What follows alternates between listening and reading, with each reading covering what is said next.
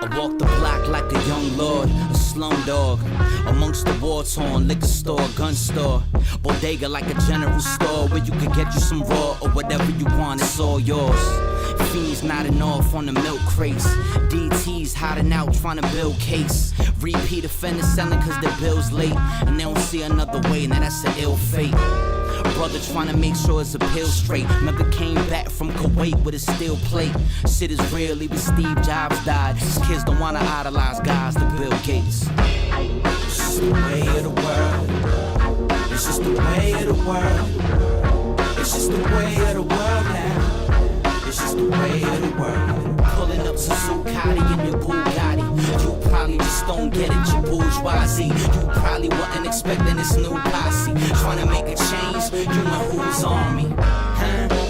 You and who's on me? You and who's on me? You and who's on me? Move calmly. For real, they pop pills and shout on YOLO now. On some don't look back shit and don't look down. Everybody wanna have a colder style. Rather be a cola pal than a Goma pal. That's that gangster mentality. People got it all crooked. Wanna be a real crime family. Ain't up on them Bin Ladens in the bushes, it's a damn shame. You still quoting Scarface. Clichéer than the car chase. And if you saying that it's art for art's sake, then I'm just saying don't get caught counting cars, Ace. It's just the way of the world. It's just the way of the world. It's just the way of the world now. It's just the way of the world. Pulling up in your Lex in front of the jet. Say we ain't even from there, something suspect. Show some respect, at least show some sense. You trying to connect, that's a stretch. You trying to contest. You and who's on me? Huh? You and who's on me? You and who's on me? Move calmly. Hey yo, EMP's the army. Better yet, the National Guard. Better yet, international's ours. After the party is the anarchy. That ain't a plan hardly. Man, don't even start me. Know what I don't like? I won't lie. It's exploitation, trying to play both sides. Disenfranchised youth on the block. Think a revolution starts just by shooting the cop. You wanna ruin two families? That's what that is. So focus on the bullet, we forgot about the ballot. And when your hands are already bloody, what's a little more? In the struggle, hope there's not another civil war. It's just the way of the world. It's just the way of the world. It's just the way of the world now. It's just the way of the world. Pulling up to Zuccotti in your Bugatti. You probably just don't get it, you bourgeoisie. You probably wasn't expecting this new posse. Trying to make a change, you and who's on me? Huh? You and who's on me? You and who's on me? You and who's on me? Move calmly.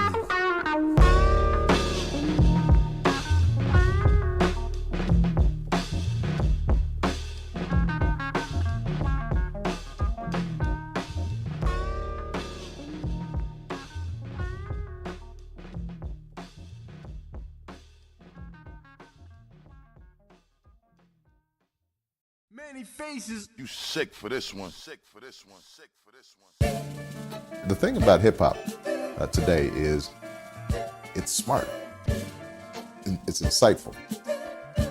The way that they can communicate a complex message in a very short space is remarkable. And a lot of these kids, they're not going to be reading the New York Times. That's not how they're getting their information. My hip-hop will rock and shock the nation. Hip-hop culture is more than music. Peace to you and speak the truth. Show 'em what peace can do and there reach for you. My hip-hop will rock and shock the nation. Rap is something you do. Hip-hop is something you live. So hip-hop didn't invent anything, but hip-hop reinvented everything. This is Baby Girl Faces. And this episode is brought to you by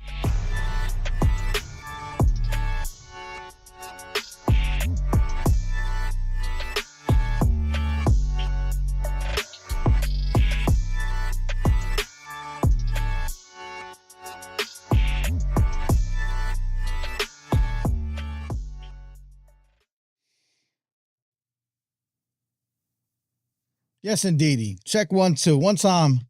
Manny me. Faces. You sick for this one. Sick What for up, this y'all? one. It's your man, Manny Faces.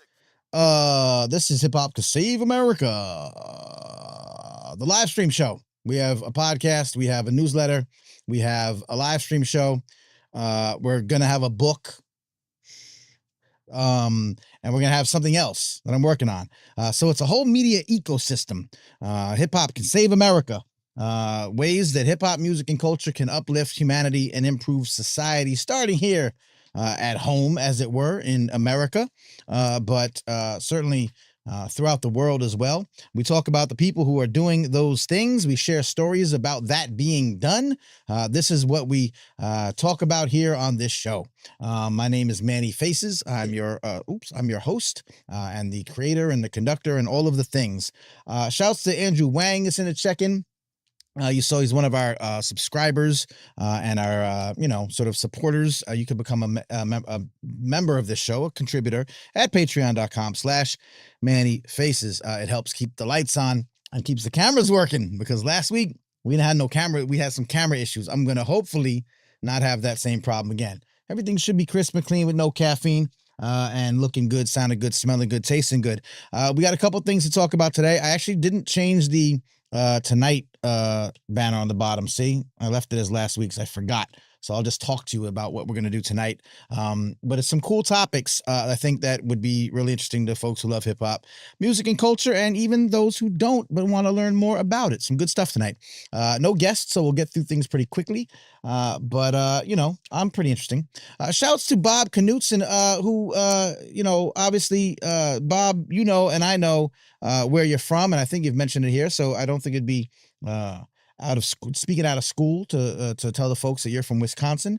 And not only do we have you and other good friends in Wisconsin because of my affiliation with the Uneffing the Republic podcast show, but also we have some good hip hop folk that are out there in Madison, Wisconsin, with the University of Wisconsin at Madison, the First Wave movement, and some good folks that are involved in hip hop out there. And our sincere condolences go out to you and your community.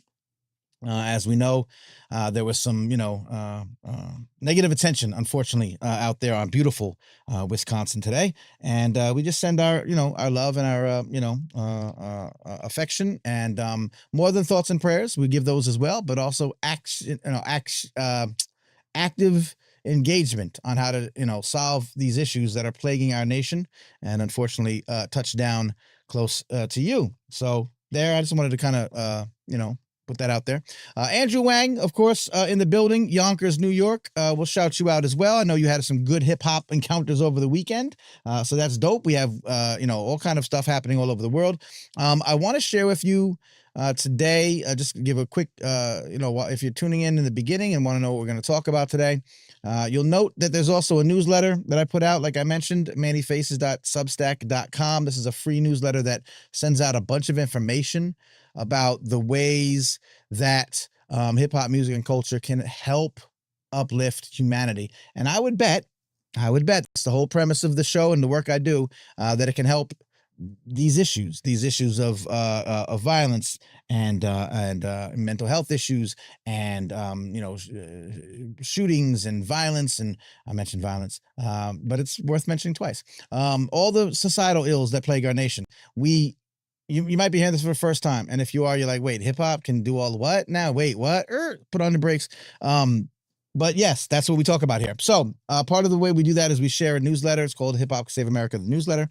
Just want to point to that in your direction. We will be going over some items from it. An edition went out today, and I got to tell y'all, like, I'm really trying to be consistent about this. And last week at Monday at about 3:00, y'all got a newsletter.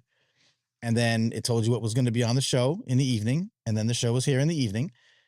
Today, around 3:00 Eastern, you got a newsletter telling you some things, plus also mentioning the show tonight. So you see what I'm trying to do here? Trying to get a little bit more consistent, give you information on a regular basis. No interviews this week. If you missed our last episode, we did talk with J1, who's the Vice President of Music Programming at Sirius XM Satellite Radio and Pandora. And I'll be putting that interview up on, you can watch the replay of the whole live from last week. I'll also be putting it up on the on the video channel as a separate standalone video probably tomorrow if you didn't catch it. So make sure you subscribe. Just if you're tuning in for the first time, if you're on a replay and you're like, what's this, thing? Subscribe. I got vice presidents of Sirius Satellite Radio. It's pretty good get. We talk to serious people here about serious things. We won't have any guests probably for the next couple of weeks. I just didn't want to bother anyone. It's the holidays and I figured people are doing things, but we're going to be ramping up back in January to talk to folks like educators and teaching artists and nonprofit leaders and the type of people that we talk to here on a regular basis. It's not just me babbling to you, so subscribe, hit a like button, give us a thumbs up for your boy. And let's get into it. Indeed, Bob Knudsen, poor, disturbed young woman out there in Wisco. And these things are serious. On the other hand, Andrew Wang was far removed from the terrible things happening in society and was hanging out with the Locks. Big concert out there, big Locks concert. I think 50 Cent was there. We had some, of course, the Locks were rocking. Remy Ma was there. It was a big concert. Andrew Wang was front row, VIP status, doing all the damn things out there in Westchester. We'll talk about it. You can share some thoughts with us in the chat. So today, I just want to relay to you some things from the newsletter. You might have gotten the newsletter and you might have perused it and clicked on some things. But my guess is that no one spends all day just sitting in the newsletter. It is a lot of stuff. It's a lot of stuff to come into. So you'll see the address there at the bottom of the screen. You can subscribe for free. We do have some great supporters who actually pay for the Substack and $7 a month, $10 a month, whatever it is. And also at patreon.com, you can go and support. There's different tiers. All that money helps. I'll be telling you a little bit more about what we're getting into next year. That's actually going to be even more than all this, So believe me, your contributions are helping. We have some other ways of establishing, bringing some community get together I'm working on. There's going to be some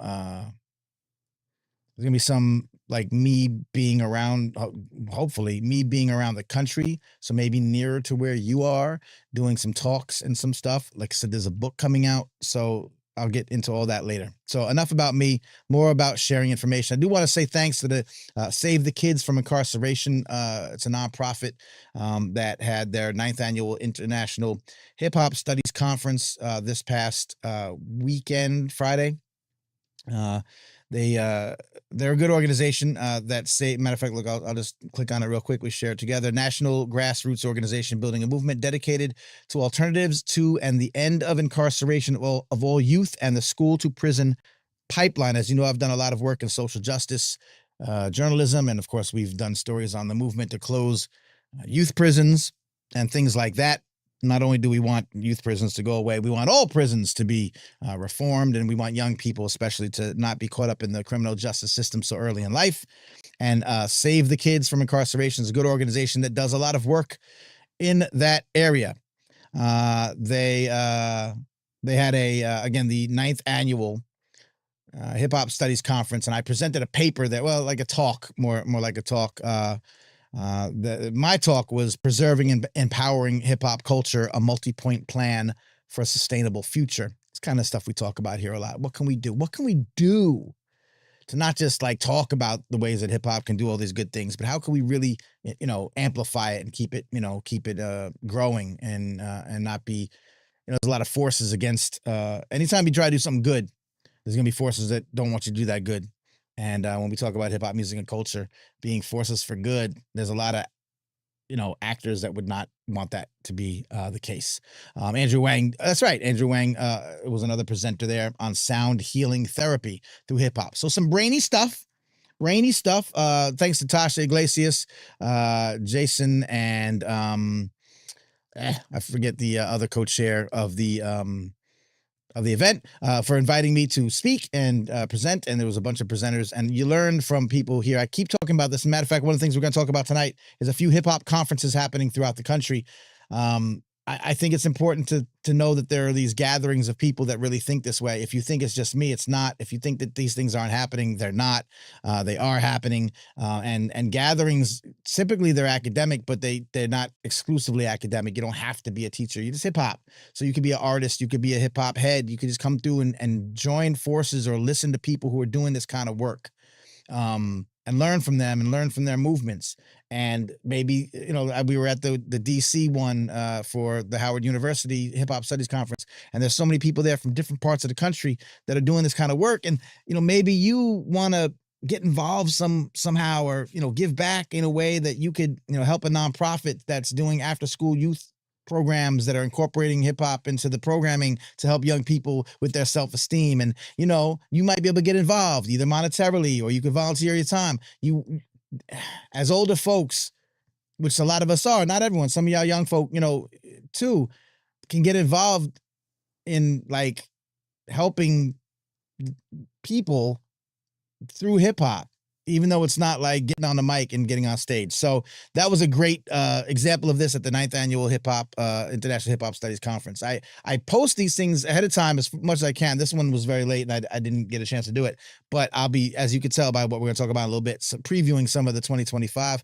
conferences. I want you to know about them so that you, as a concerned citizen, as a hip hop educator, as an educator rather, a business person, there's a lot of business that can be learned from authentic incorporation of hip hop mindsets into what you're doing. So anyway, basically, me, if you know me already, any part of life, activism, social justice can be improved if we just use hip hop in an authentic and intentional manner. And so I spend a lot of time talking about it so that you can figure out how to incorporate it in your life. That's the thing here, right? This isn't just about the people and we're just learning. It has to be you. You have to figure out what you can do to incorporate. So that was another example of a gathering of like-minded folks who can do that. So shouts to them. I was a guest on a podcast. I was also at the Georgia Ed Tech Conference where I was presenting a talk about using hip hop to encourage STEM engagement in K through 12 schools, another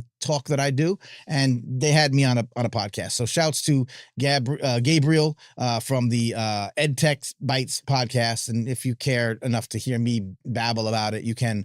And I say babble, it's actually I'm dropping some gems. So if you're in the education space or the technology space, and especially if you're in the education technology space, you should actually check out that podcast episode, and I linked it in the thing. So a little bit about me, and then I'll move on. Now, as I say here, now onto the meat and plátanos. What's up, everybody? Just checking in. We're all good. I see you, Andrew, sharing some information about the concert. I know Bob was in here before.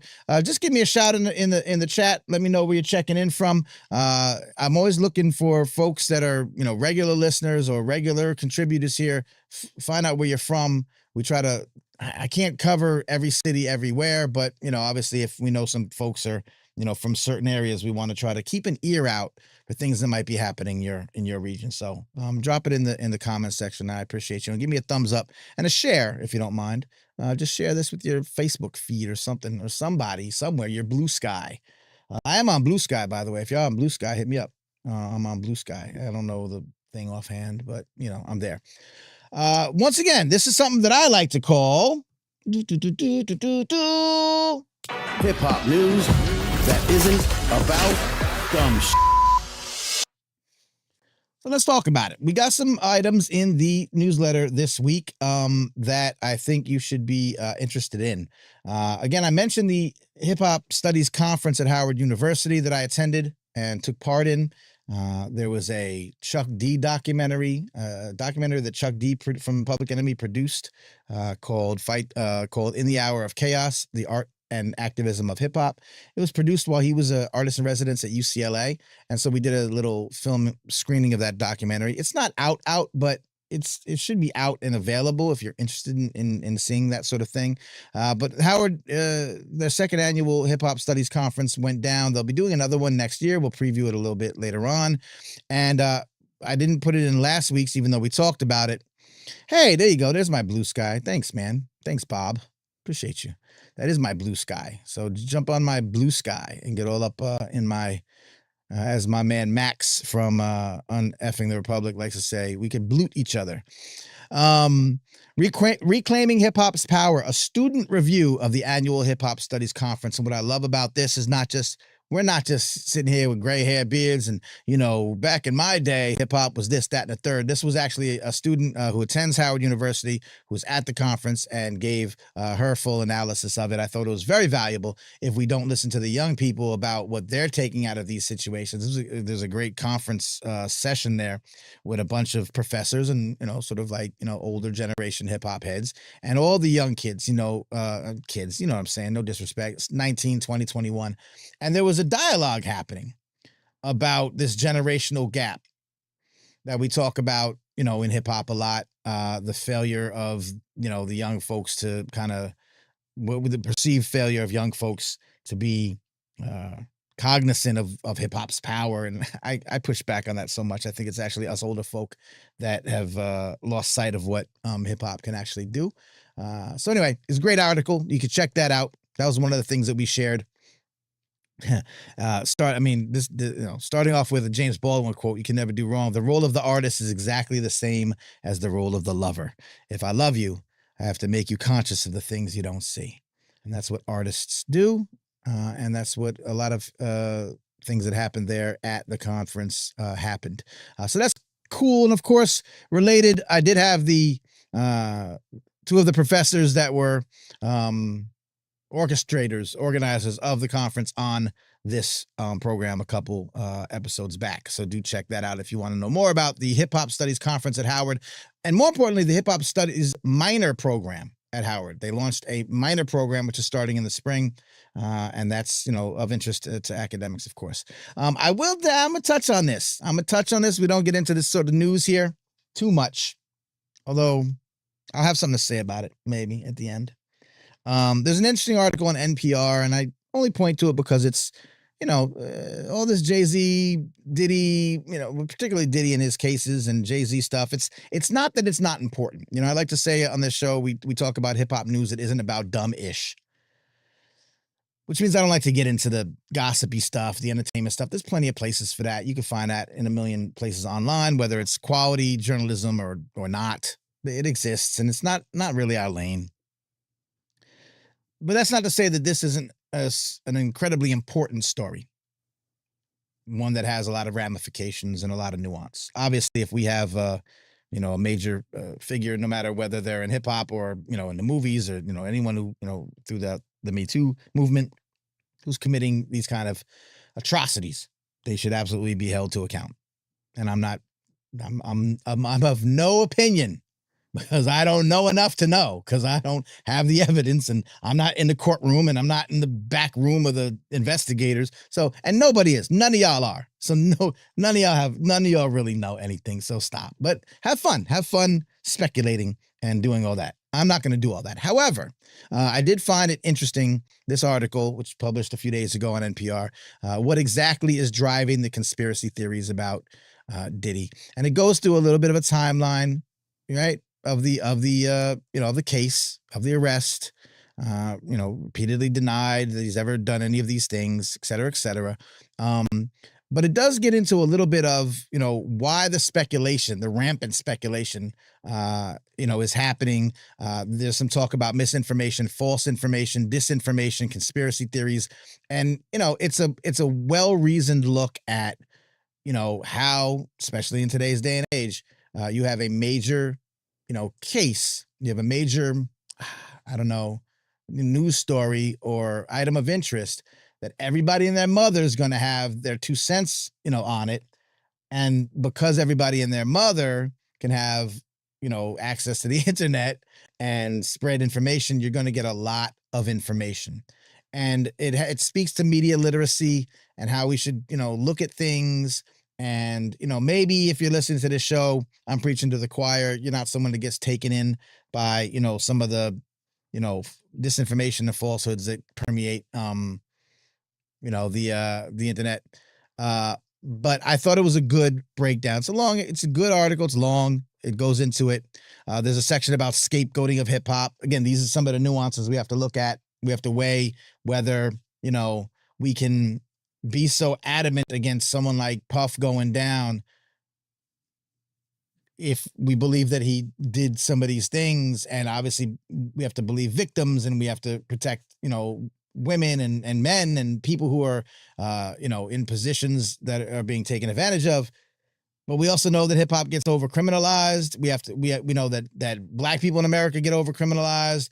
There's a balance here to strike, and it's people are going to have their strong opinions on it. And I think that if you go into this, watching this whole thing, paying attention to it, following it, with both sides in your mind, you can actually have some decent amount of patience. First, for God's sake, just have patience to see how it all plays out.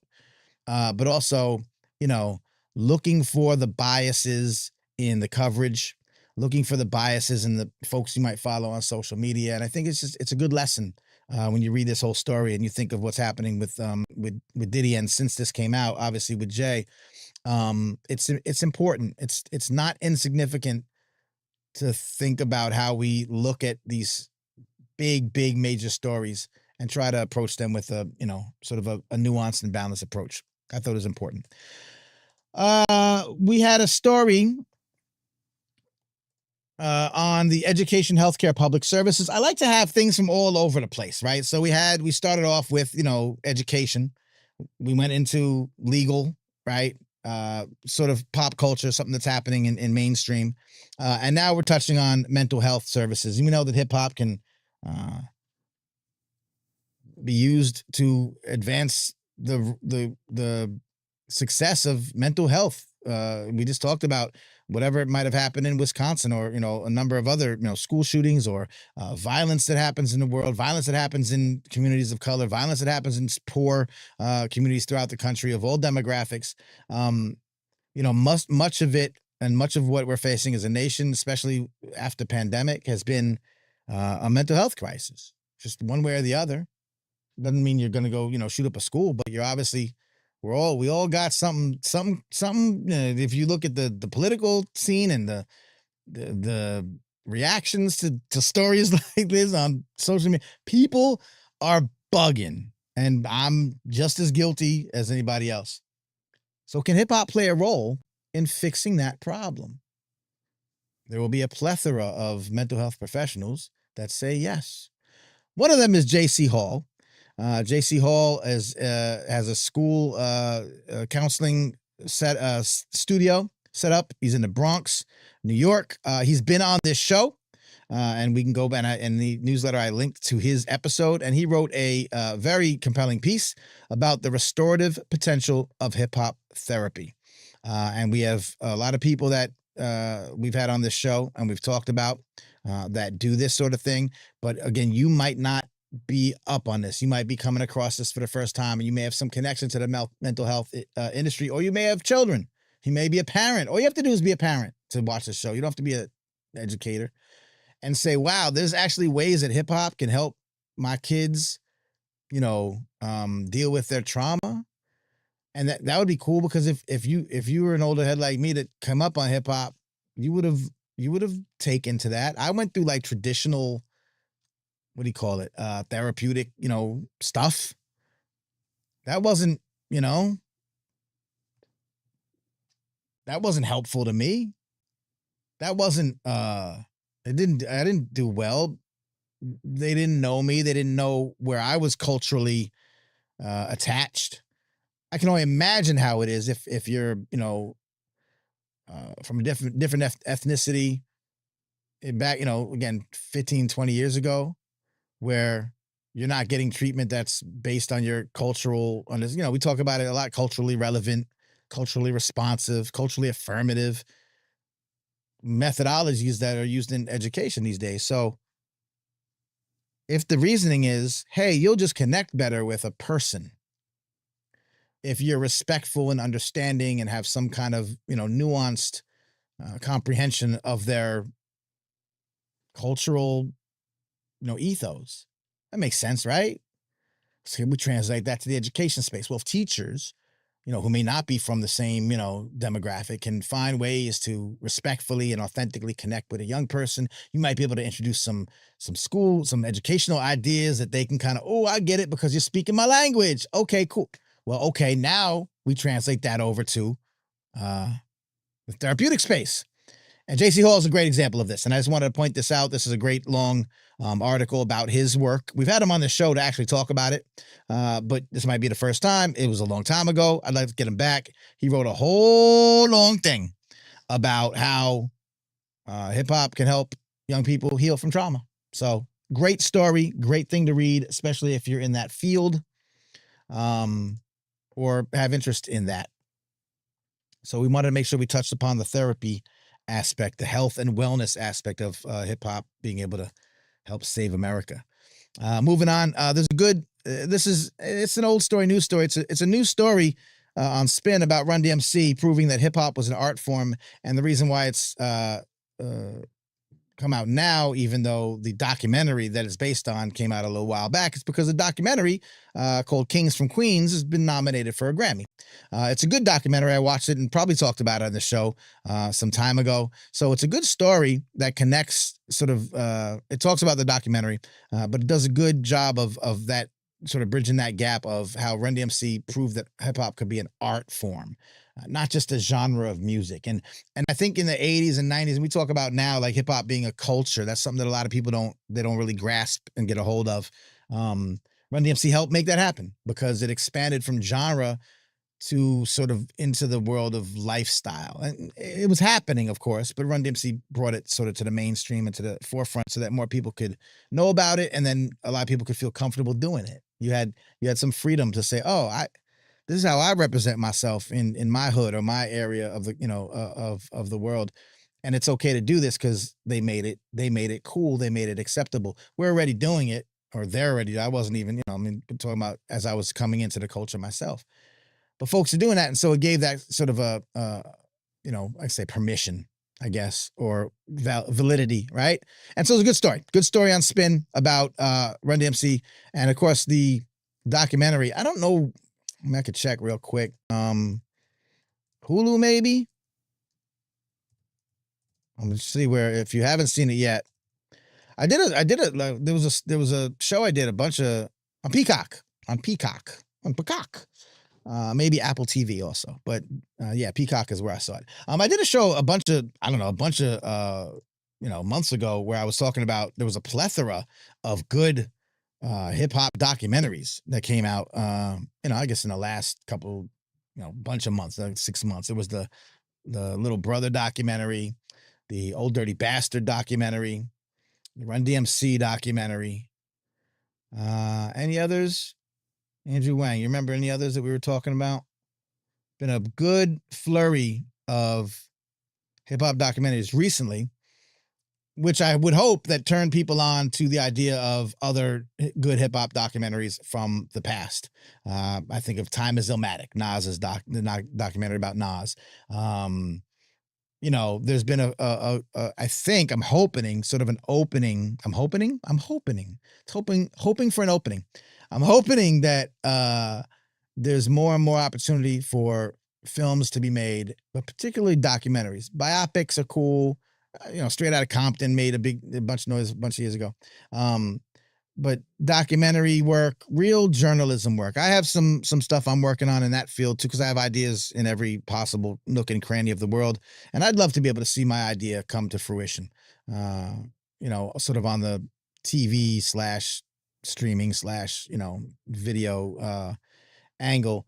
And because we do journalism, we do hip hop stuff. Like I'd like to see more and more. So anyway, just yay to that happening. And the King from Queens documentary was a good one. The history of Run DMC. Again, old school to the new. Shouts to Glorilla. AP did oops, you don't see it. Hey, by the way, I'm also putting this section of the video podcast, the live stream. I'm ripping the news section and also putting it on the audio feed. So if you don't get a chance to listen to all of this, but maybe you drive to work and you listen to me on the audio podcast, the Hip Hop Save America audio podcast, you'll get these stories there too. But I love that when we're here together and just, kind of commenting and, putting our 2 cents in. Glorilla Made a lot of noise last few months. She's coming up. She's doing her thing. We talked about Doechii last week. Again, I don't like to separate all the time women artists as opposed to men artists, but some people do. And there's been a lot of talk over the years of wishing that there was greater diversity or greater range for our women artists, although we don't seem to ask the same of our men artists. I mean, and we do complain sometimes, but then there's enough people saying, no, they exist. You just gotta hunt for them. You gotta go underground. Like, you guys gotta search. All those artists, kicking the knowledge is all, the conscious rap and substantive stuff. It's all, yes, it's true. It all exists. So to say that women today don't have that, when you should know that, like, Rhapsody exists, that Cyrock exists, that Lickety and Lil Sims and Doja Cat, even, like, to some degree, even though she's super, kind of on a pop level. But Doechii came out and put all that talk to rest. I'm like, yo, we out here. Stop it. Glorilla's not exactly on that lane. She's much more of a fun, not a substantive, not a stylistically groundbreaking artist, but she's doing her thing. And I thought that AP did a nice story giving her, sort of a rundown of who she is and what she's doing. Just might be, that you don't know about some of these new artists. I thought it was a good one to point to. I want to make sure that we're sharing the generational love, as it were. And I thought it was a fine story. And I like Glorilla. I'm not going to lie. I like what she's doing. So there's that. Hip hop started out in the park. We used to do it out in the dark. Okay, so next story on I don't know why that came into my mind. Detroit. What up to folks from Detroit? This is an interesting story. It talked about how Detroit's hip-hop scene is impacting local economy for the better. And again, this is what we do here. We share the stories about hip-hop doing positive things. There's so many stories. I'm running out of breath telling you about all the stories that most people don't think exist, because you generally don't see this story being rebroadcast on your hip-hop media outlets, although they'll rebroadcast NBC News interviewing the Jay-Z accuser till they run out of www space, right? They'll do it all day, every day, and they'll talk about it, and they'll have commentary on it, and they'll do it, and they'll do a video on it, and they'll have a social media post about it. But when you hear stories like this, you don't really hear stories like this there. So that's what I do. Anyway, Detroit, shouts to the D. Bunch of interesting insight about what's happening locally in the Detroit area. Now, I don't vet these articles. I don't know if, like, whoever wrote this is really talking about all the ins and outs of Detroit, but I think I got a pretty decent idea of what's happening out there in the local scene. I used to cover hip hop music and culture in New York City. I started a online publication called Birthplace Magazine. I did that for about a decade I was covering New York area hip hop music and culture. I was like the only one. And we're talking about 2011, maybe a little earlier, 2010 to about, 2018, like heavy, for about 8 years. I was covering, it's called Birthplace Magazine. I had an events calendar. I was at all the independent scene, underground joints. We didn't talk about the superstars that much. We did, but they weren't really representing, like, New York. But we still had, and people were calling New York dead and in the water, and saying, they're lost and there's nothing happening. And any artists coming from New York sound like they come from somewhere else, talking about like French Montana and ASAP and all them. And to a certain extent, that's right. They were following national trends, but that didn't mean that the local scene was insignificant. Au contraire, mon frères. There was an incredible independent scene in New York City. There was a multi-elemental hip-hop scene in New York City that was just beautiful. There were long-standing institutions like Freestyle Mondays and End of the Week and Brown Bag. All-Stars were doing jams. My People's, the band called Fuse, were doing the lineup, weekly showcases, big events, the MC Challenge, the end of the week MC Challenge, which then went to different places around the world. Like, so much stuff was happening in New York that was being overlooked by, again, hip-hop media, quote unquote, that we had to tell that story because it was getting left out. And so I love local hip-hop stories. I love learning a little bit more about, I went to the Chattanooga Hip-Hop Fest. I live in Atlanta now, so I was able to go a couple years ago to the Chattanooga Hip-Hop Summit. And I learned a little bit about Chattanooga's local scene. Like every city got a local scene, and there's gems there. There's artists, first of all, that are super dope that may not get, much attention outside of those areas. So obviously we want to find, we want to try to like do a little exploration and see like who's popping in different areas of the country. But there are organizations, there's nonprofits on the ground. We talked to Jose Moore, who's out in, I don't want to say Little Rock. I don't want to get it wrong. The All the Above, Lansing, Michigan, the All the Above Hip Hop Academy, like Lansing, Michigan's got a great, local hip hop scene. My man Monk in Grand Rapids, there's a great local hip hop scene. Every place got a local hip hop scene, and when you tap into those folks, you start learning what they're doing on the ground, and you start getting like gems of information. Because if we want hip hop to help save America, you can't have a one-size-fits-all approach, right? There's going to be different things. So I'm always listening and always tuned in. We had Dr. Dia from Alabama's on the show and the social justice, movements that they're doing there. So I'm always interested in local, local scenes, especially when it's presented in a positive manner. I don't know. I hope you are too. That's why we do this. I'll give you one more. We'll skip ahead because Memphis, shouts again to Glorilla, where she's from.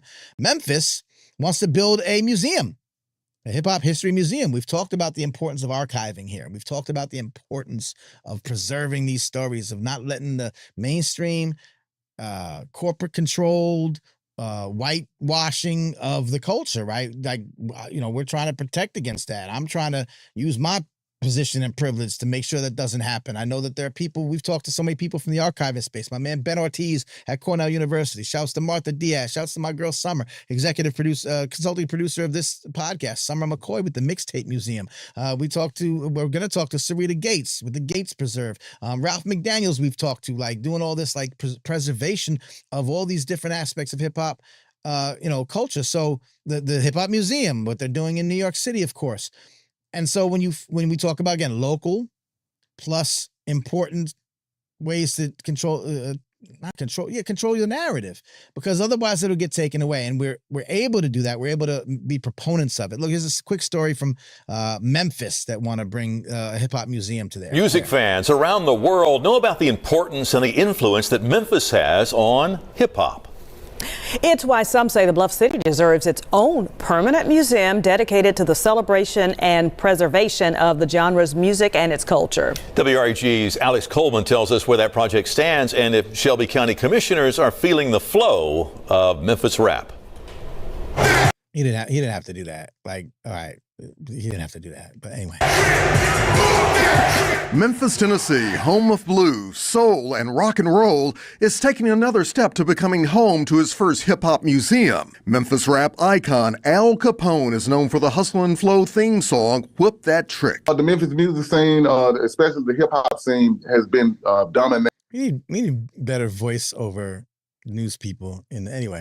For a long time.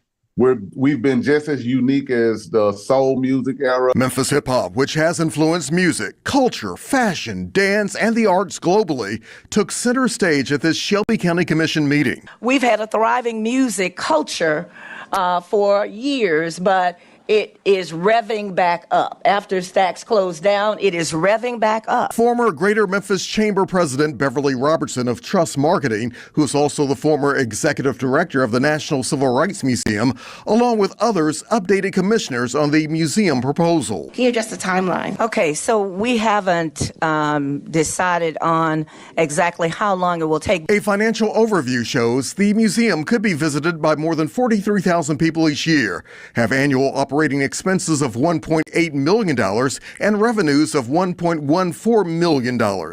But it could require additional funding of more than $700,000. Once we get anchored, we will figure out how to generate the revenue to be able to sustain and grow the museum long term. But commissioners question would Memphis artists and historians be involved in the project? And would there be an educational component for children and possible job training in music for young adults? Organizers say yes. Some of the programming thoughts and ideas that came up were like master classes, production classes as well, which obviously are much more relevant to young adults, performance space as well in the space. So we are certainly thinking about that demographic as well. Even though an official name, location, and projected opening date has not been determined, many hip-hop pioneers say the hustle and flow of a Memphis hip-hop museum deserves to happen in the home of grit and grind. Listen, we need that hip-hop museum in Memphis because the history runs deep. Reporting for your news leader in Memphis, Alex Coleman, WREG-TV, News Channel 3. Hustle and flow in the heart of hip-hop, right? Well, by the way, rapper Al Capone tells us that he also believes a hip-hop museum would help bring more tourists into Memphis. Well, there you have it, Bob. We have a fantastic rhythm and flow possibility right here in Memphis, Tennessee. Thank you. Back to you, Manny. So, yeah, I mean, yeah. So, listen, I think it's a great idea. I think every city, every state, every place should be able to orchestrate its own hip-hop museum. There are a lot of, shouts to the D.C., the National Hip-Hop Museum in D.C. Shouts to Red Summer. There's so many people doing this work. So what I would hope, I talked about this with Ben Ortiz in depth, actually, in one of the early episodes of Hip Hop Can Save America, where we talked about, Cornell University, Harvard University also has. There's a bunch of universities. William and Mary have has an archive. There are nuances to this. Don't try to reinvent the wheel. Hopefully, there's a consultant coming into Memphis to the planners. Maybe, I have to get my consultancy bag going, but because we want to go in and say, look, y'all may not know the extent that museums and archives and these have happened already. And so it wouldn't be, first of all, it's not as big a sale. You don't have to sell it as much if, you have all this proof. So hopefully someone's saying not just that it would be good for us here, but that it's already been good for other places. So, hopefully that's happening. The key there would be having historians and local folks being involved. It's difficult. There's nuances. You have to worry about different factions having differing, opinions about who's more important and who should be involved at the top. And so there's a lot of, nuance to consider. Obviously there's monetary aspects. I've talked about this in the past. I've seen a lot of hip hop oriented or hip hop affiliated, movements to establish a thing, beg the public for money. And now I'm doing that. I say, hey, can y'all by any chance help me pay to do this damn show? Because no one pays me to do this. All this beauty that I've set up, and I'm in so much debt just to bring y'all this stuff. Y'all can help. That'd be great. Patreon.com/Manny Faces. But also I've seen literal examples of a hip hop based museum, Hall of Fame. It was being called, matter of fact, there's more than one. So, there's a lot going on here. But a hip hop institution like that doing a public fundraising campaign. It's not the one in New York City. It's one that doesn't exist anymore. They came, they had an idea, they ran a bunch of, events, they had a big thing. They tried to hire me at one point. This is going way back. They hired other people. They got money from the public because they were like, wouldn't you? This is before the Universal Hip Hop Museum, the Hip Hop Museum in New York now. And they said, wouldn't you love to have a hip hop museum in New York? And everyone was like, oh my God, yes, take my money. And then they said, great, we're working on it. We're doing, and then they disappeared. It didn't work out, and they didn't offer refunds.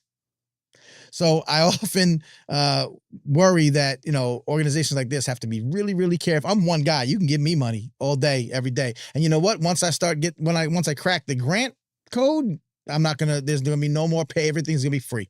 There's nothing, y'all. I might even give you money back because that's how I am. I don't want to nickel and dime y'all, but I need to nickel and dime y'all. So it's at the bottom of the screen. Become a Patreon. God, please, Jesus, please help me.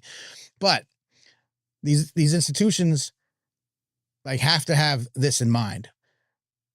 Natalie Crew knows.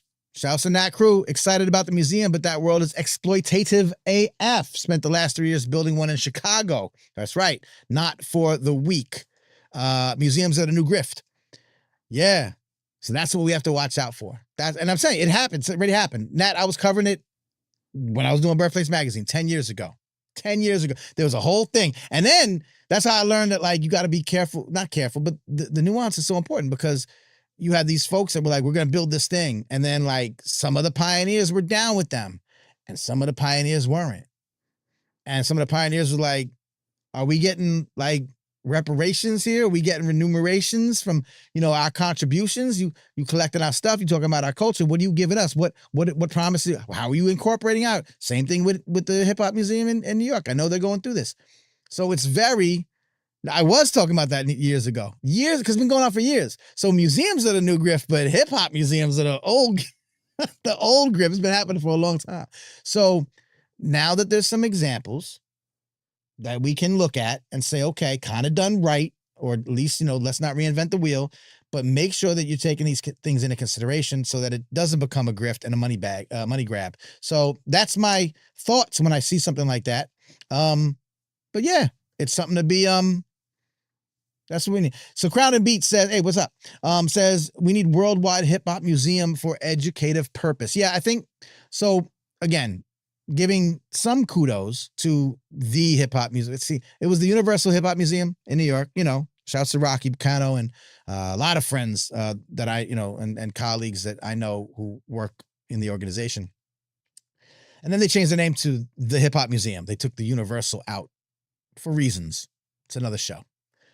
But I also don't like that name because it's like the Hip Hop Museum. It, to me, implies that you're, the Hip Hop Museum, and you're a good one, and you're a big one, and you're an important one, but you're just a hip hop museum. Like, you're not there is no end all be all. There is no,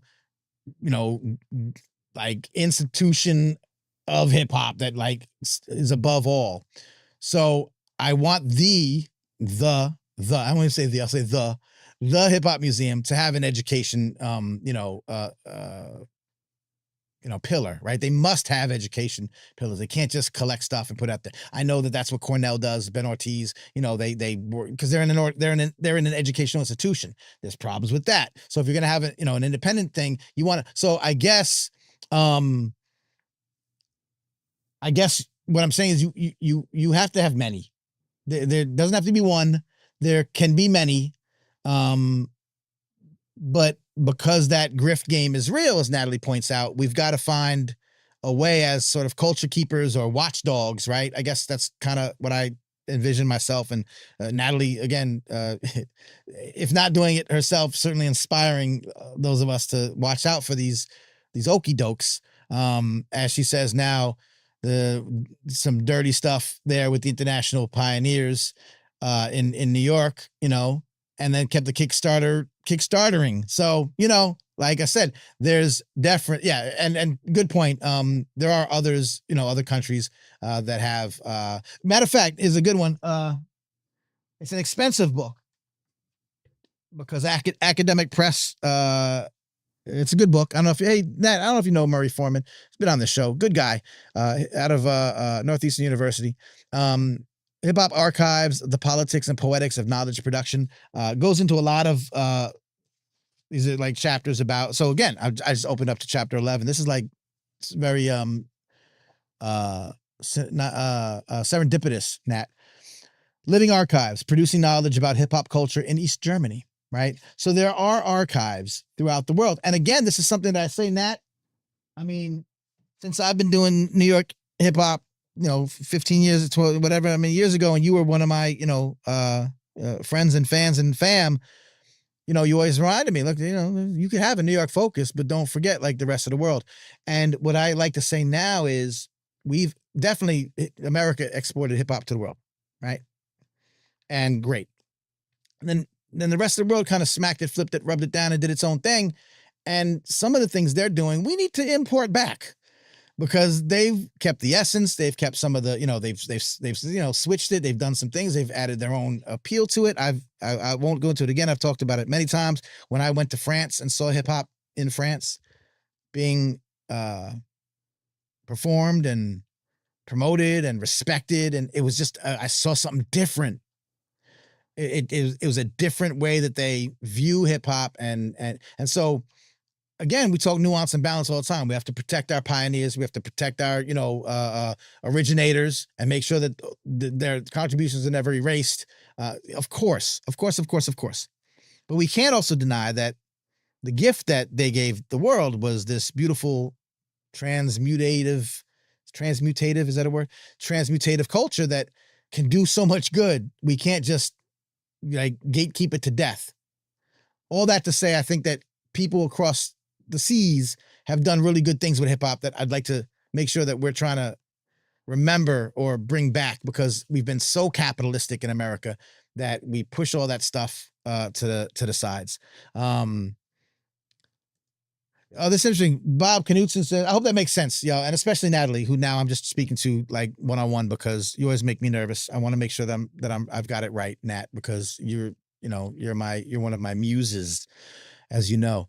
Bob Knutson, I'll put up again. I'm still waiting to see a British invasion style of hip hop from overseas coming back to the US and shaking things up. I mean, it's weird because you had sort of like that back and forth with drill. You had the grime scene, in UK, particularly. See, Nat says the Brits have been coming over here, grime, and hip hop, and DJs as well. There's a couple of artists that like kind of starting to, like Little Sims, kind of starting to, you know what I mean? Like, among the heads, making some noise. You've got the Afro beats thing happening. A number of those artists are in Africa, but of course Europe has a big artistic foundation from Africa and that kind of sound. So I think there's a lot going on, Bob, where we're getting more global, and we're starting to see the influences. I mean, if you look at what Drake did, I think Drake tapped into some UK producers and artists and sounds a couple years ago when he was in his UK era. So yeah. So we get a little bit of that. It's not the I know what you're saying, Bob, like the Drake of, I won't say London. I don't know any other places. Obviously this place, I'm trying to think of where UK drill comes from, like that area. I can't remember. I haven't watched enough Top Boy. I gotta remember. Anyway, to come over here and like some artists is like blow it out of the water, like we've seen a couple of Afrobeat artists do, and so maybe that'll happen. Maybe we'll see. Shouts to Crown and Beat. Since '91, I've been listening to hip hop in the Netherlands already. It's such a massive culture here, almost similar to New York. Yeah, I saw the same thing in France. I mean, that's when you go overseas, the cultural aspect of it, the elements are much more prevalent. You find, and we've heard this throughout the years, that like legacy hip hop artists from the United States don't really get a lot of opportunity or a lot of love, which I disagree with to some extent. But when they go overseas, they're revered, and it's so you'll see a lot of legacy 90s artists just 4 or 5 months out of the year doing that Europe trip, moving it and grooving it and coming back, making their money, and hitting the global stage. So yeah. Natalie Crew says Lil Sims, and earlier London Posse, Cookie's Crew. That's right. Deems from Netherlands collaborated with Ice-T and Big Daddy Kane for like 20 years. Yep. Yeah. Okay. Deems. So now I'm learning, because I don't know. I went to France. I went to Lyon, and I saw there was a big festival there, and I saw Oxmo Puccino rock. And I don't speak a lick of French. I didn't know. I was just like, hi. And everyone in France is so cool. Like, they were so nice. They were like, the women. So I'm so sorry, my English is not so good. And I'm like, look, I come from New York. Your English is better than like everybody I know. So I don't know what you're talking about. You sound fantastic. And there was, oh no, it's okay. I would say everything I can with so much precision and make it sound good. And I'm like, first of all, everything you say is gorgeous. So keep talking, and I don't care. Because it's France. It's French. You know it is. But I didn't know anything. But I knew that dude could rap. I could tell, like, I don't know nothing about this. I don't know nothing. He's an OG, but Oxmo Puccino could rap. Yeah, I know someone. I know rap. And then so now everyone, like, if I ever meet someone from France, like an old head, or an old school, rap head, I'd be like, yeah, my favorite, is Oxmo Puccino. Oh yeah, that's the guy. So I know. You know what I mean? So yeah.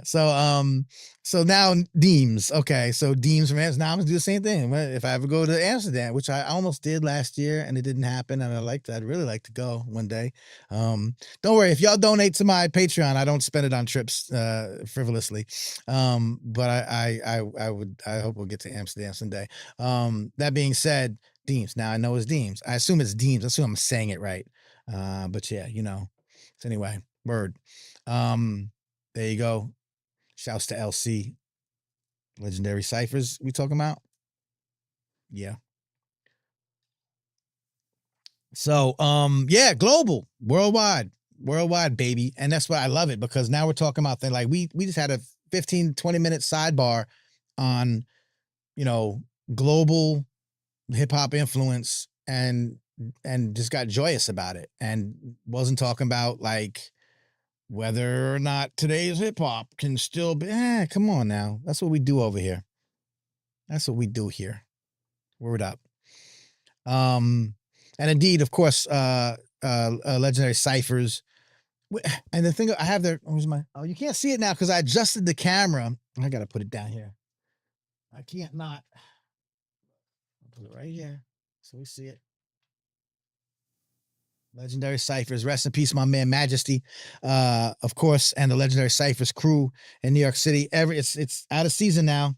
I assume it's coming back, but every was it like it's like March or April to October, November, Union Square subway station, New York City. You come up 8 o'clock Friday night from 8 to midnight, and you're gonna see a crowd, a cipher. You're gonna see a cipher of rappers,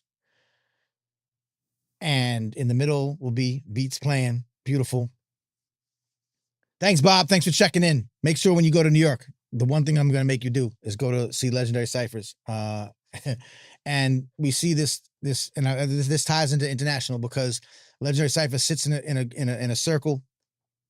There's a bunch of regular MCs, and you'll just have people jumping in the cipher and freestyle rapping, top of the head, off the dome, beats playing in the middle. Camera around, people around, just everyone hanging out, having a good time. The hustle and bustle of Friday night, New York City, just going on. It's like a universe within a universe, right? It's like a portal. It's like you pull. It's like the gravitational pull pulls you over, and now you're watching, and there's people. And they're dropping beautiful rhymes, and some people are good, some people are great, some people are just playing around. It's so much fun. It's dope. But what happens is, and I talked about this in several in lectures, keynotes, and in my book. It's free. It's out in the open. They just do it. It's a cipher. It's the epitome of hip hop, like gift to the world. Just come by, just walk past and or just jump in. You're welcome here. Don't care who you are. Because it's New York City, so it's international. You might be from and they've had international people jump in, and they've had celebrities jump in, and they've had, people from all walks of life, all demographics, all borders, all nationalities, all, ideologies, all religions, all races, all creeds, all colors. You're welcome in Legendary Ciphers. It's the microcosm of the global beauty of hip hop. You respect what we do? You cool with us? We cool with you. Let's do it together. That's what it is. That's what it is. It's so good. Natalie Crew, hip hop can save the world. We're starting with America. And once I get this built the way it needs to be, we're going to do that too. I own the domain name. I'm already on it. So come on now. You know where my head is. So yeah, anyway, shouts to the global hip hop community. And that's why we can't let, I said in the last newsletter, all this talk about, the salaciousness and the gossip, it's worth talking about. It's a serious story and there's serious ramifications and nuances and such, but also shut the F up already. You don't know yet. Just wait and see what happens. But if you want to just, talk about it, fine. It's like sports. We could talk about, I'm a Knicks fan. Look, I'm rocking a Knicks. Look, come on. Got my New York, my basketball anime crossover. Look, check it out. All right. If you know, you know.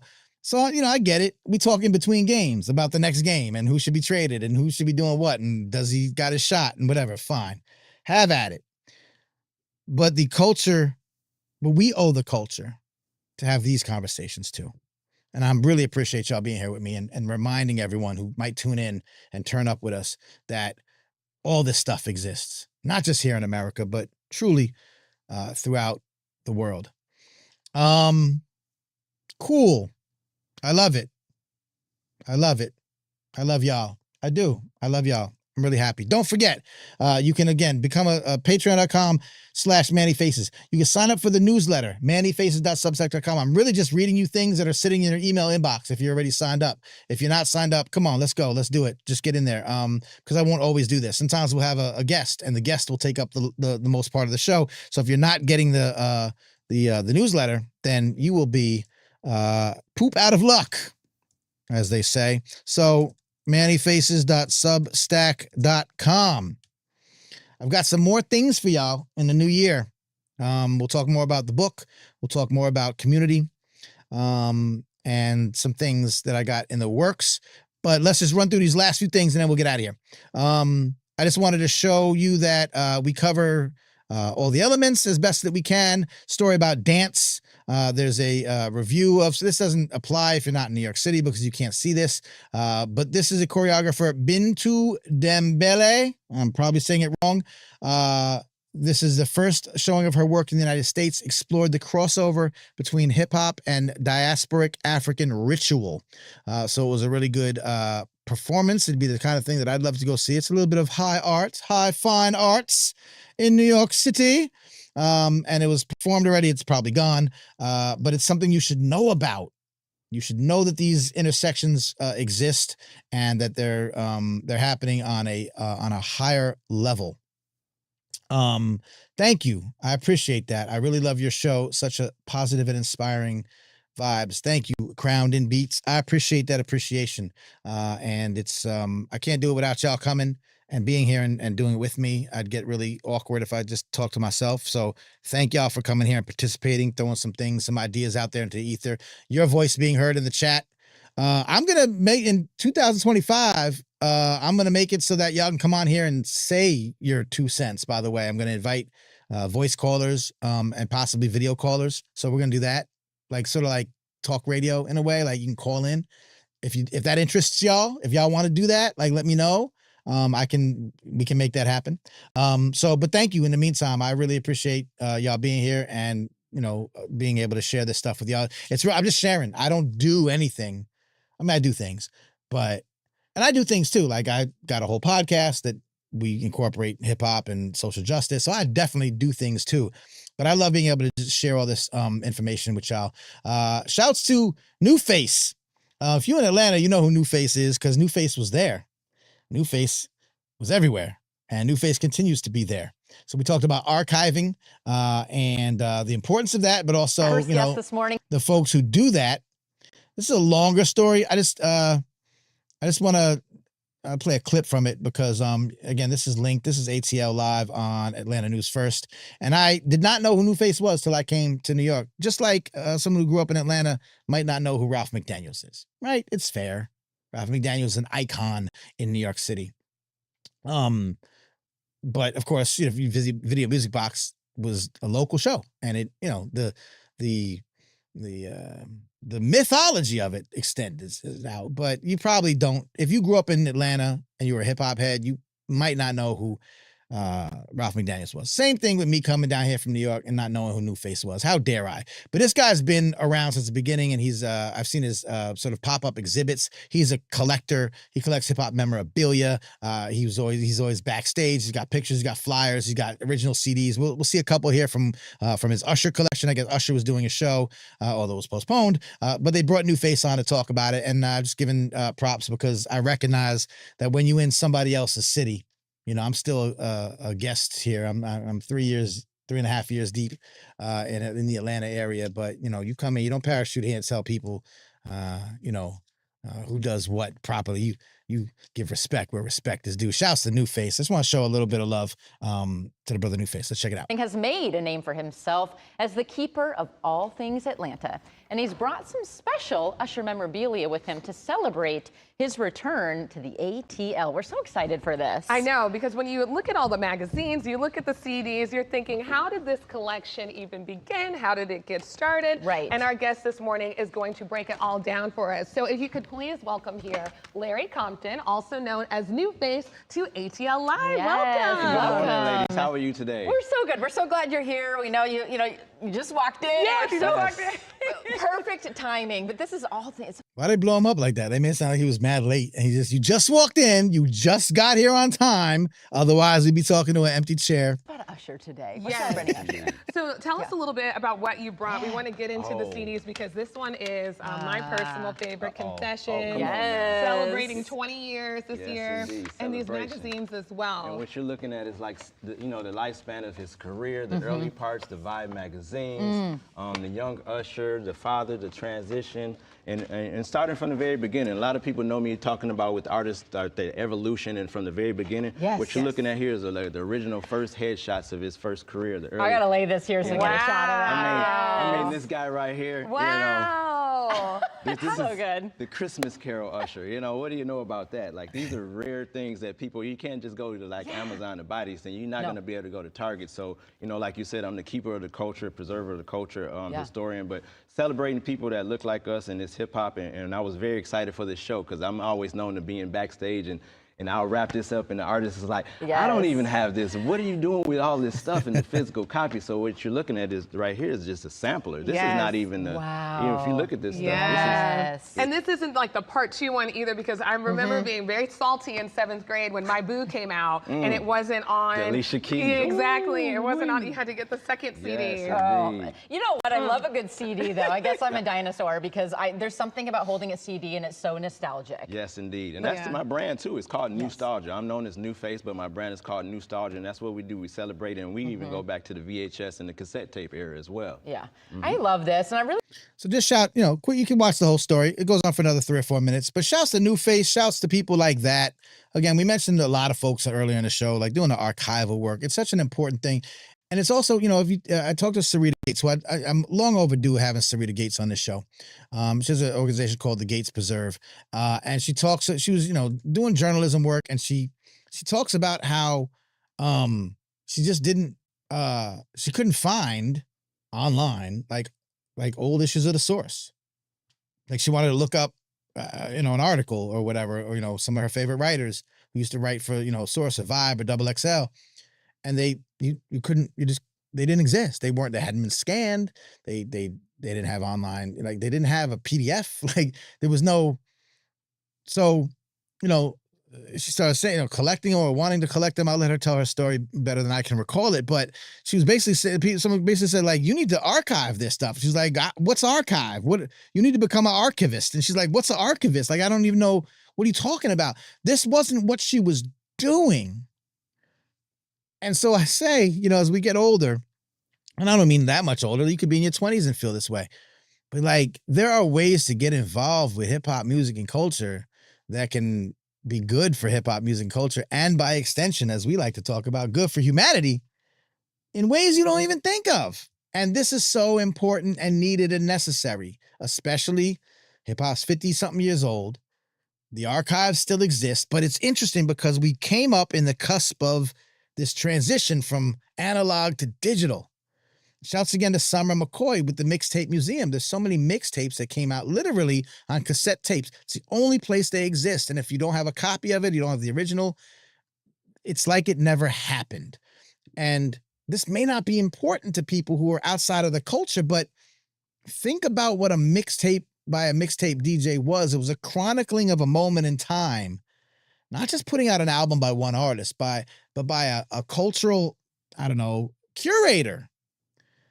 Taking a selection of songs, assembling them in an order that was different than anyone else or anything official.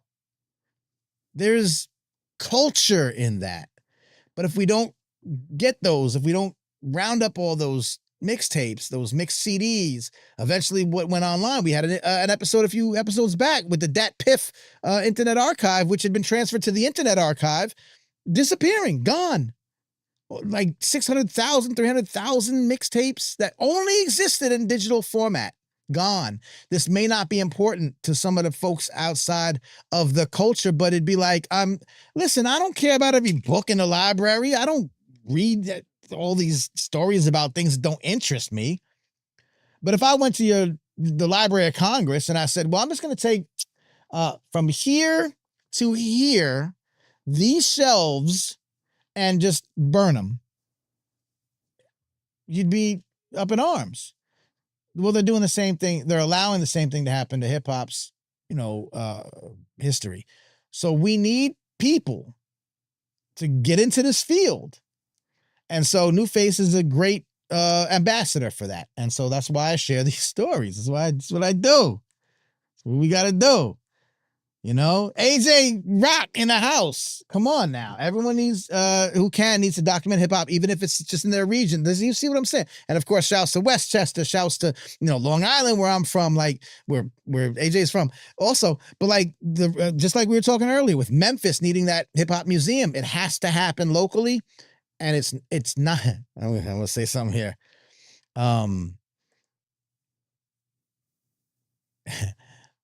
A lot of the things that have to be done to preserve, protect, and promote hip hop from a cultural standpoint, for the type of stuff we're talking about, it's not artists.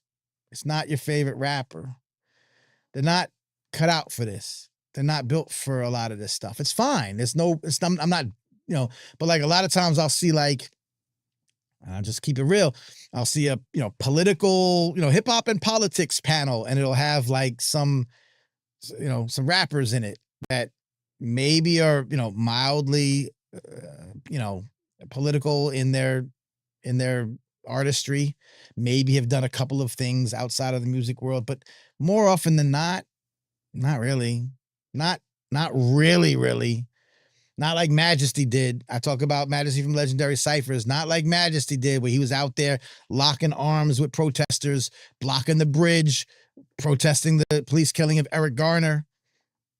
Not like Majesty was on the phone with protesters in Ferguson, Missouri, protesting the police killing of Michael Brown, coordinating New York protesters, his music community.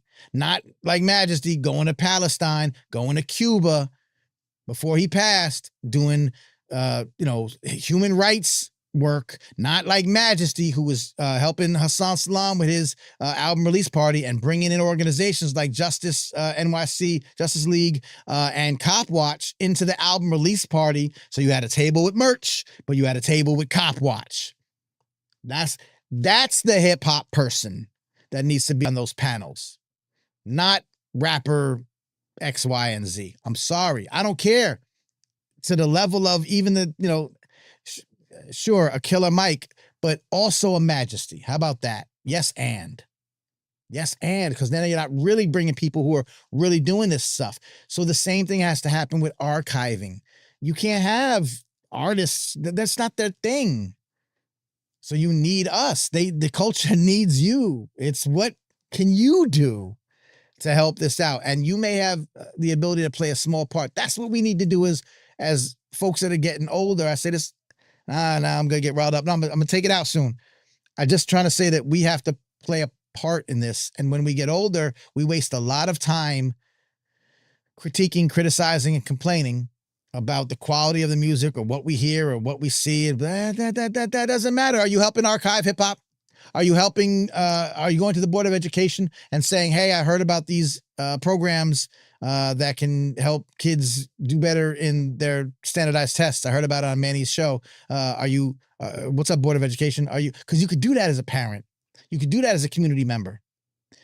Can you go to your to those school board meetings and say, hey, I just saw an article that Manny Faces shared on Hip-Hop Save America from J.C. Hall, who's got a studio built in a school in the Bronx, or Dr. Ian Levy, who's been on the show and built a studio in his high school, and they're saving lives and making young people deal with their trauma better to the point where, they're changing lives. Hey, Board of Education, my kid goes to this school. Why don't we have a program like that here? Are you doing that? That's what we need to be doing. Stop complaining about Sexy Red or whether Jay-Z did it or not. Like, come on now. Let me not tell y'all what to do. Let me just say that I'm like y'all here doing the work. Most of y'all listening and watching. This is for, folks who feel less inspired. Let's just say, and I get it. I understand why they don't want to do any of these things, because you don't know this stuff exists. Because your social media feed don't have this information. Because your hip-hop media doesn't have this information. Because Channel 11 News probably doesn't have this information. I got this information. I'll help you out. Let's make it work. Let's do it. Let's do it together. Yes, AJ, go to your public library and get them to create a hip hop section with some real hip hop books. Oh, all right. I got to do books. Thank you. I got to do books before I go.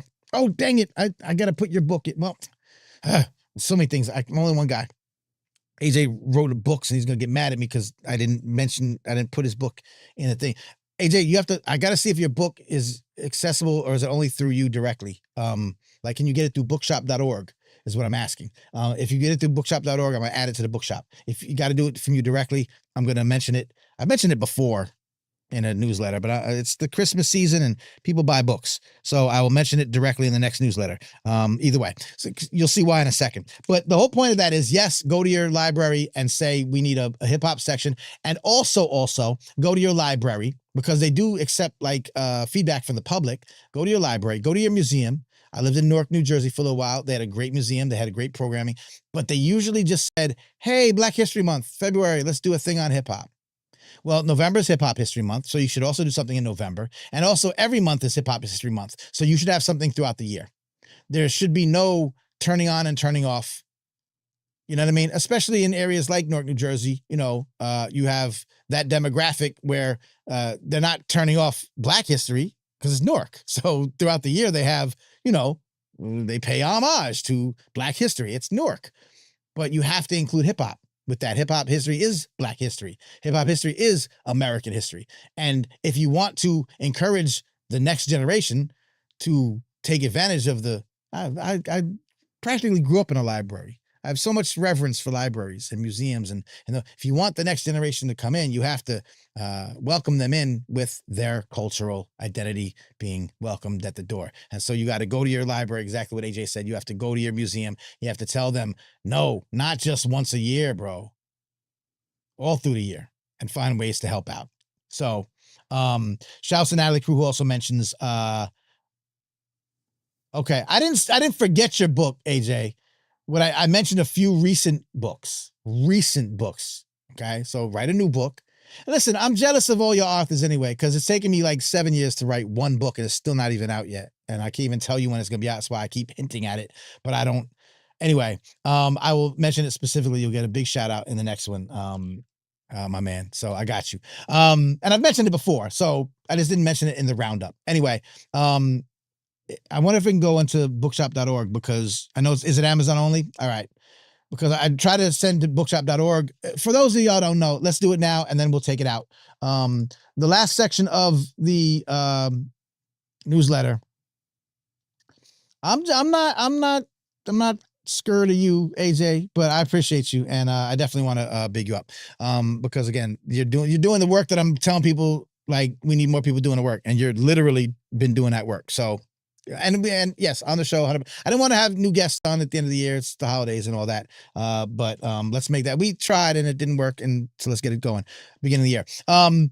So I mentioned bookshop.org. Folks might not know about bookshop.org. So we buy books, right? And we go to Amazon, and I'm buying more books, but I'm buying them used because I can't pay full price for things. But I do think that if you want to buy books, especially gifts, and you want to buy a new book for somebody, bookshop.org you should know about. Bookshop.org is the alternative to Amazon, where it's a network of local bookstores, local and what do you call it?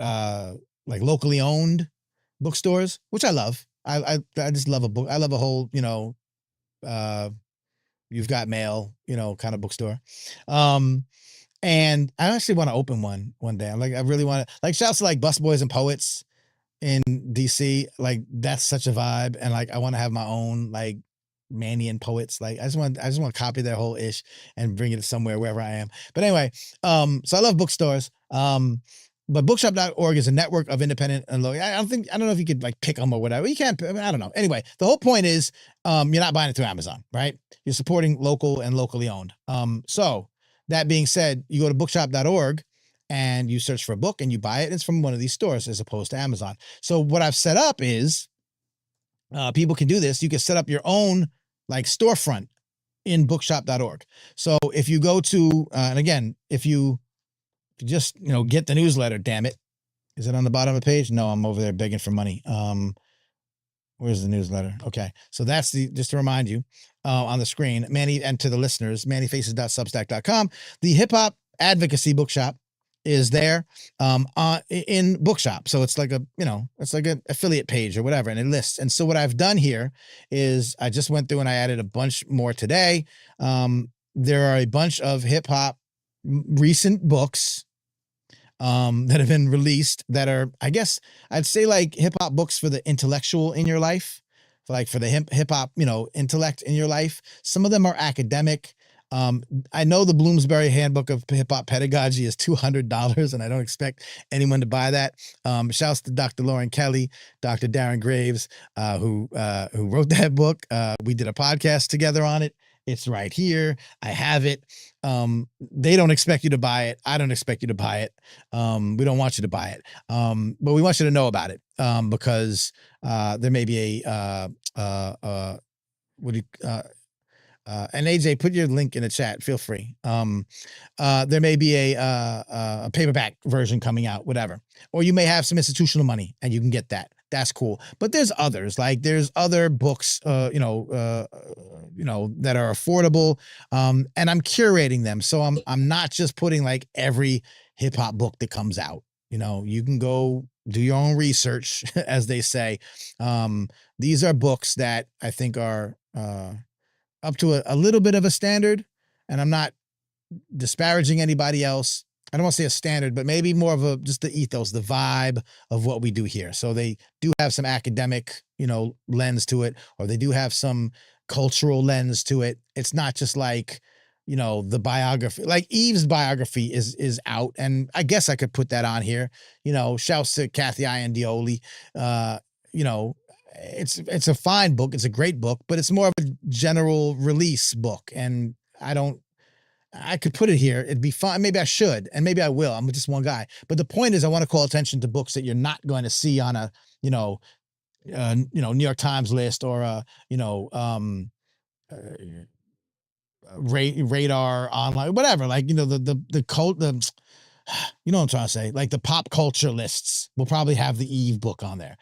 And so you'll probably see that. You'll probably get that. I'm trying to give a little bit of focus to stuff that's sort of in our lane. Anyway, that all being said, you can go to the Hip Hop Advocacy bookshelf, get all kind of books there. I'm going to be continuously adding this. I want to stay up on this, and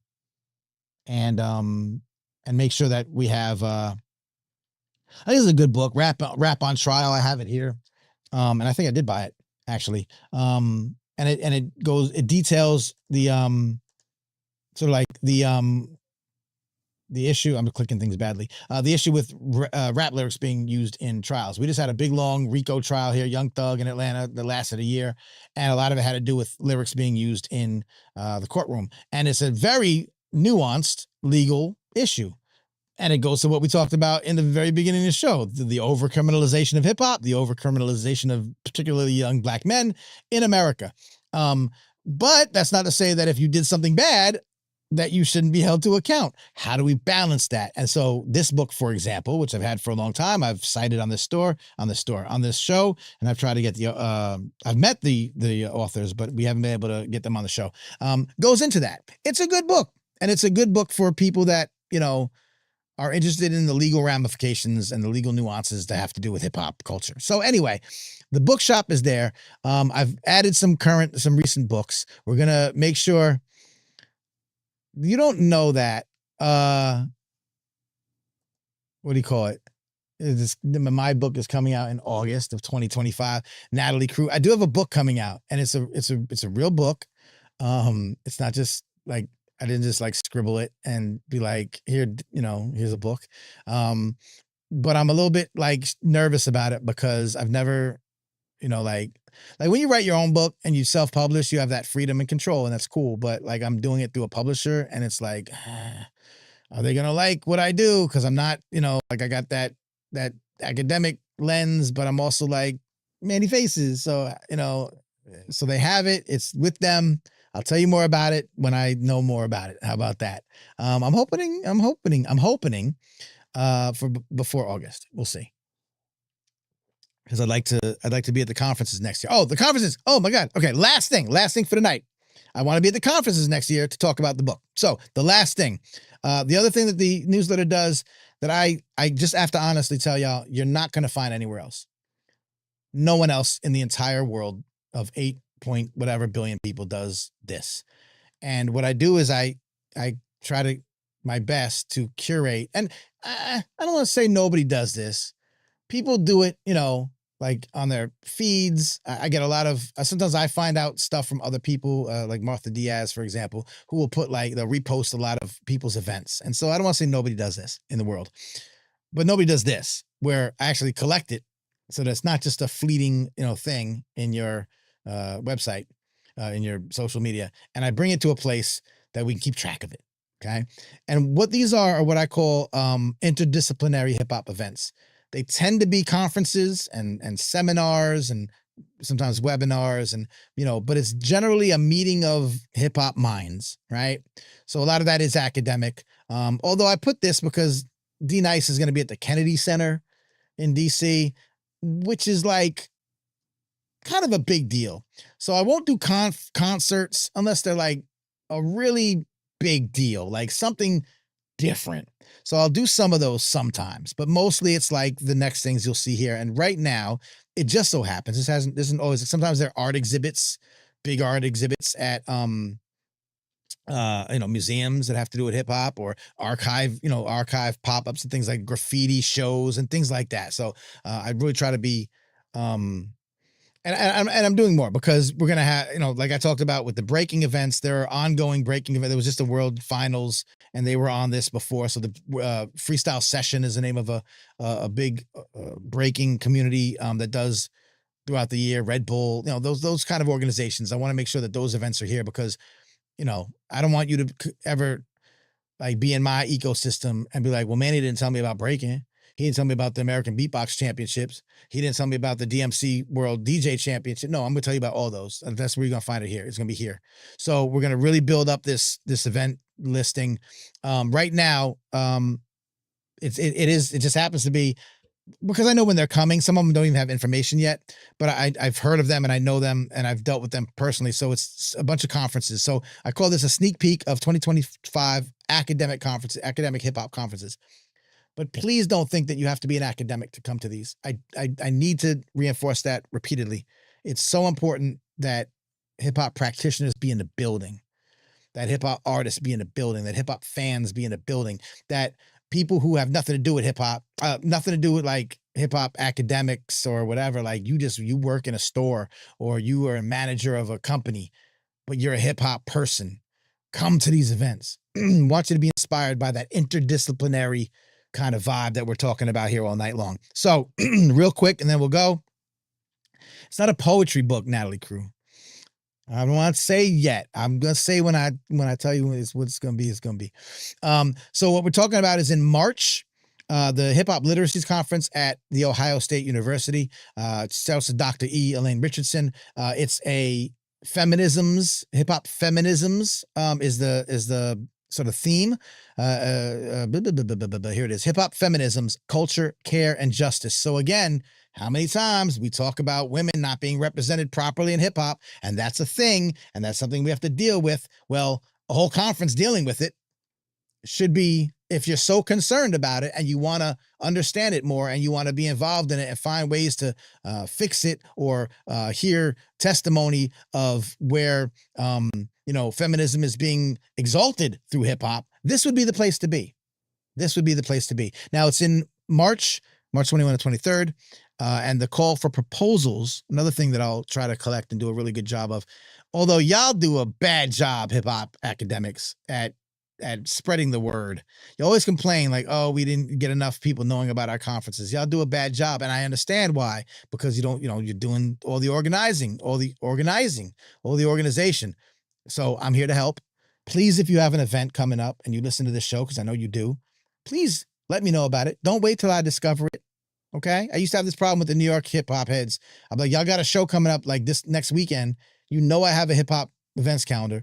You know that I'm the only one that has the New York hip hop events calendar, and that is good. And people check it. And I get hundreds of people every week looking at that calendar. You know that people come from other countries and be like, I am in New York. I have to find what's happening in hip hop. And they look at my calendar, and you know this but you don't actually submit your event to the count. Like, come on, what are you doing? What are we doing? So same thing, academics, you work in the thing, you're doing an event like the thing I'm talking about, please send it to me. You know how to find me. I'm not going to tell you. So hip hop literacies in March.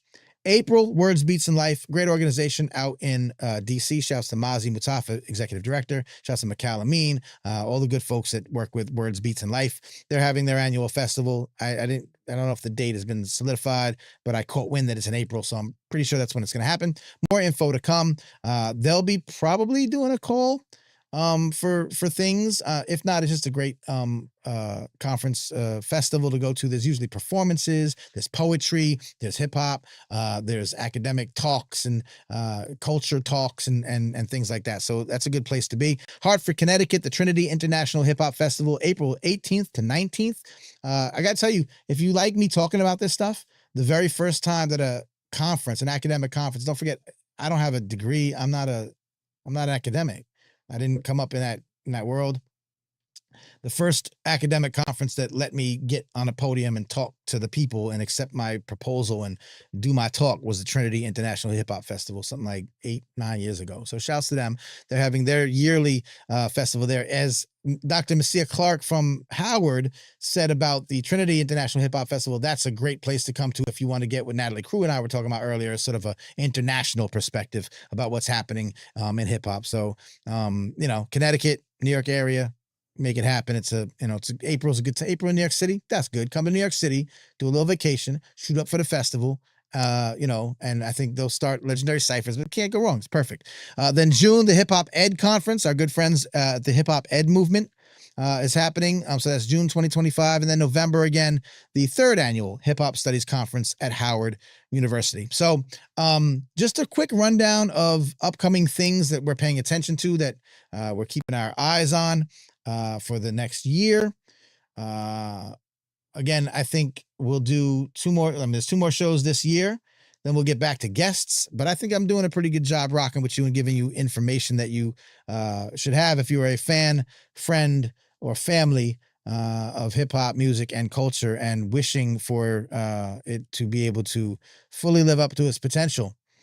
Hip hop's like America, man. Like, in theory, America's pretty all right. Like, you know what I mean? Like, democracy and freedom of religion and speech and, and rule of law, but, blind justice. Like, theoretically, it's a great idea. It's a great concept.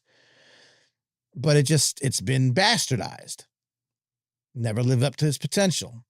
This is how I see hip hop. I see hip hop as being a universal, a global, and beautiful, loving, caring culture that is nothing but inventiveness and innovation and creativity and peace, love, unity, and having fun and respect for your fellow man, woman, child, and everything in between, however you identify, all the things, because it's just like, if you hip hop, you hip hop.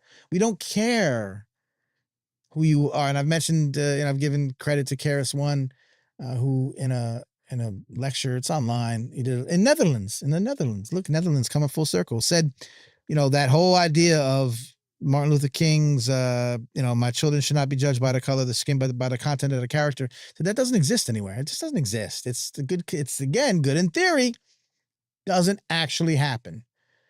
To some degree, it does happen in hip hop, only in hip hop, where you come into the cipher and you spit, or even if you just sit there nodding your head, you're showing respect, you're showing love, you respect what's happening here, you good with us.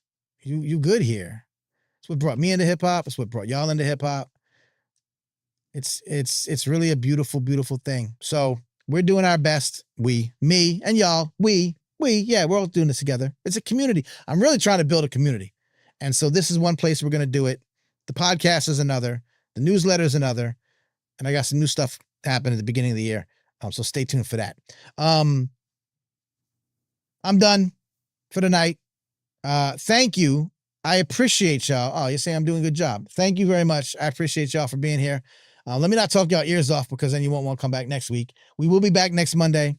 I've already got the idea. Normally, I kind of think of this on the fly, but next week we'll be asking.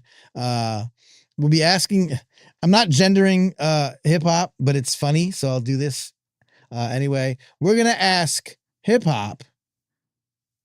Have you been a good boy this year? So that's my creepy Santa Claus voice.